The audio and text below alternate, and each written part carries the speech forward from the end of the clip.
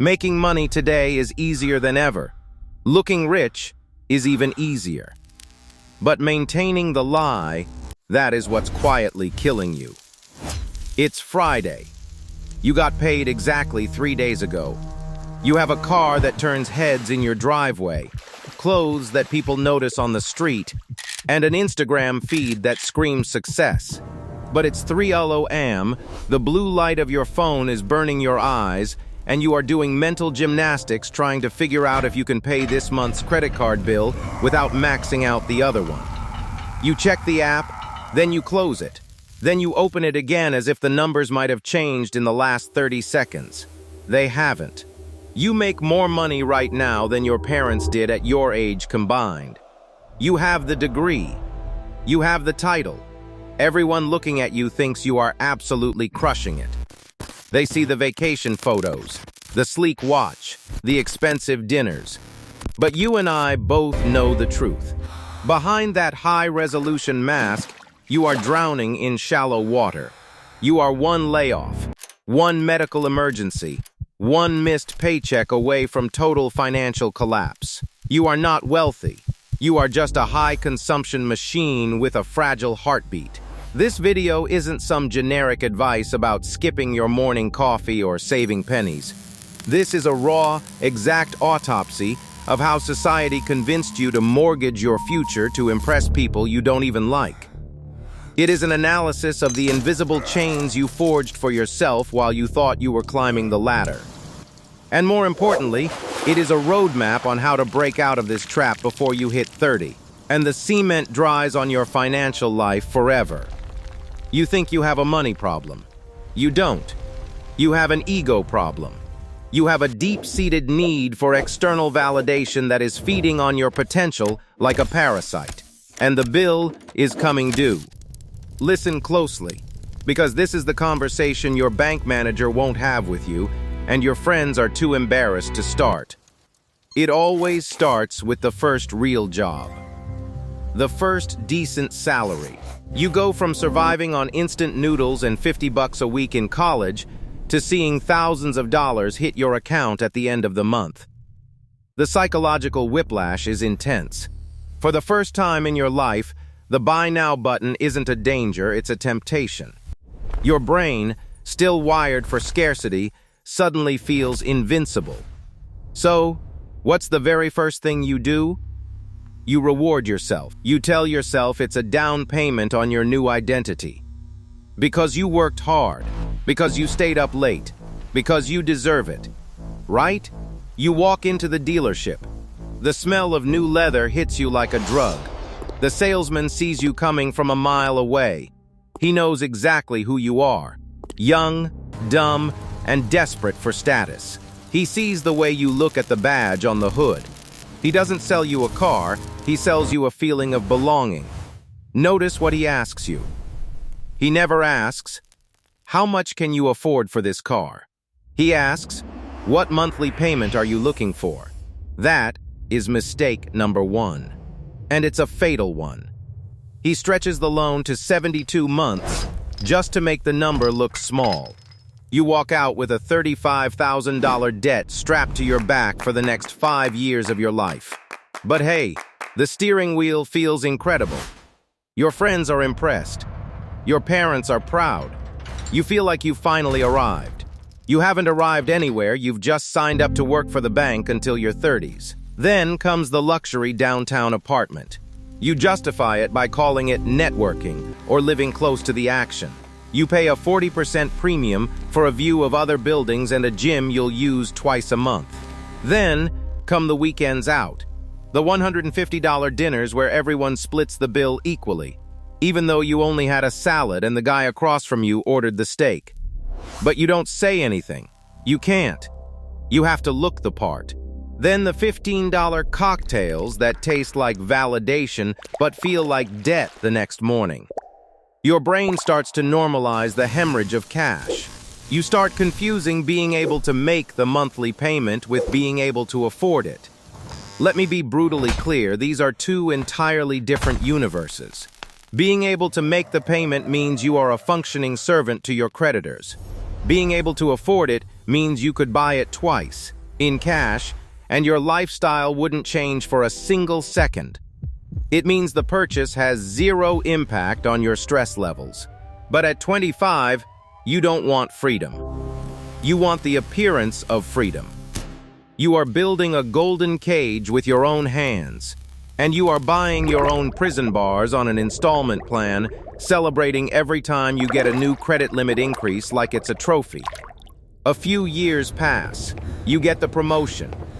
You get the raise. You are now making 30% more than when you started. You tell yourself, this is the moment you'll start saving. This is the year you'll build the portfolio. By all mathematical logic, you should be saving all of that extra money, right? False. Enter the silent predator, lifestyle creep. You make more money, so suddenly your apartment isn't good enough anymore. You need the one with the rooftop pool and the concierge. You need the better gym. You need the organic grocery store where a bag of almonds costs $20.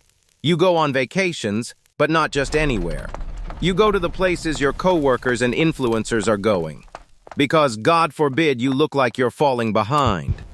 You spend $4,000 on a trip to Tulum just to take photos of yourself looking relaxed, while your heart rate spikes every time you check your credit card balance on the hotel Wi-Fi.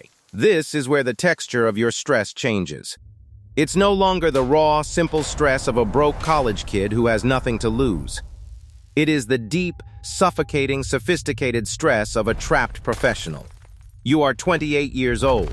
Your salary is in the top 10%, but your net worth, if you actually do the math and subtract your debts from your depreciating assets, is negative $22,000. You have designer shoes in your closet that you're still paying off. You have a premium badge on your car that loses value every time the sun rises.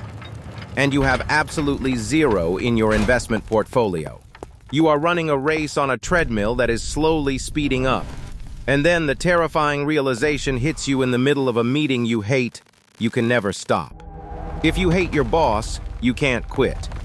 If you want to start a business, you can't take the risk because you have no runway. If you want to move to a new city, you can't afford the break in cash flow.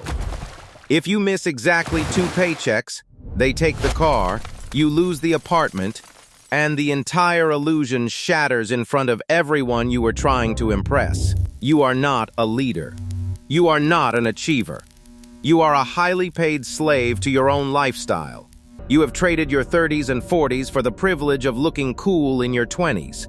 90% of people get stuck in this exact level forever.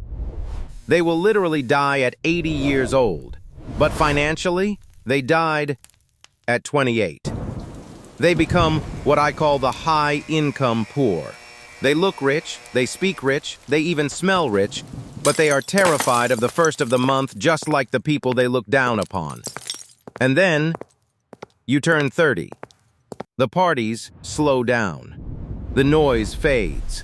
The dopamine hits from the new clothes and the fancy dinners start to get shorter and shorter. You sit down one Sunday afternoon. You open a spreadsheet. And for the first time in your life, you run the actual numbers without lying to yourself. You look at how much money has passed through your hands over the last 8 years. Hundreds of thousands of dollars.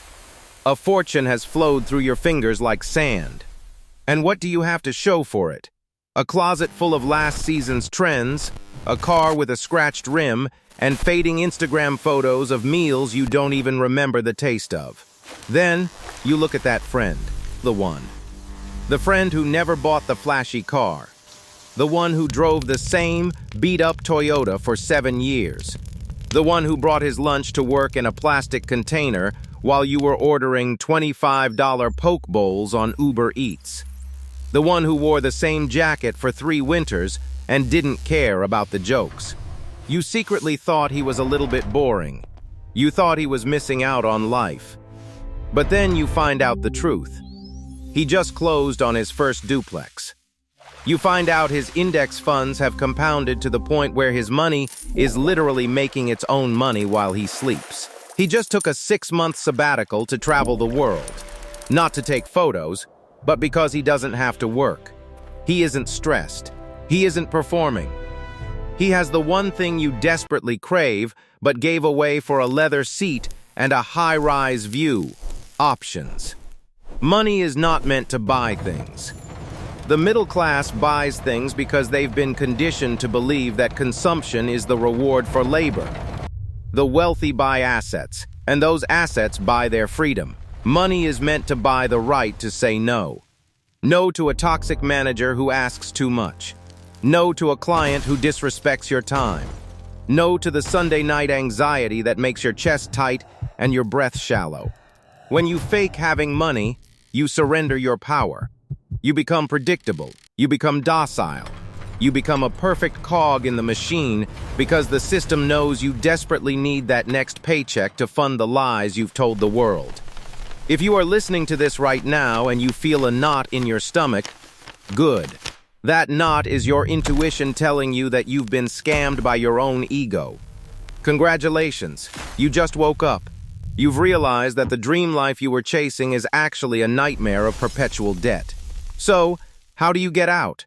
How do you escape the trap before the trap becomes your permanent reality? You have to assassinate your ego. Today, not tomorrow. Today, sell the damn car if it's drowning you. I don't care if it hurts your pride. I don't care what your neighbors think. They aren't paying your bills. Take the bus. Drive a beater. Cancel the subscriptions that you don't use. Stop going to dinners you can't afford with people who won't even be at your funeral. You need to perform a radical surgical strike on your expenses. Spend the next year, just 1 year, living like a broke college student again. It will be uncomfortable. It will be embarrassing. Your friends might stop calling when you stop splitting the expensive bottles. Let them go. They weren't your friends, they were your accomplices in financial suicide. Take every single dollar of that newfound margin and buy assets. Index funds. Real estate. Buy a digital business. Buy the knowledge that allows you to earn more without working more. Build a fortress of capital that no one can see. True wealth is silent. It doesn't scream for attention. It doesn't need to flex on social media to feel real. True wealth is built in the shadows, quietly compounding in boring accounts while everyone else is out at the club trying to look important. It is the ability to wake up and realize that you own your time. Your bank account is an exact reflection of your psychology. It is a scoreboard for your self-discipline. Change your mind, stop seeking the applause of the crowd, and the numbers will change on their own.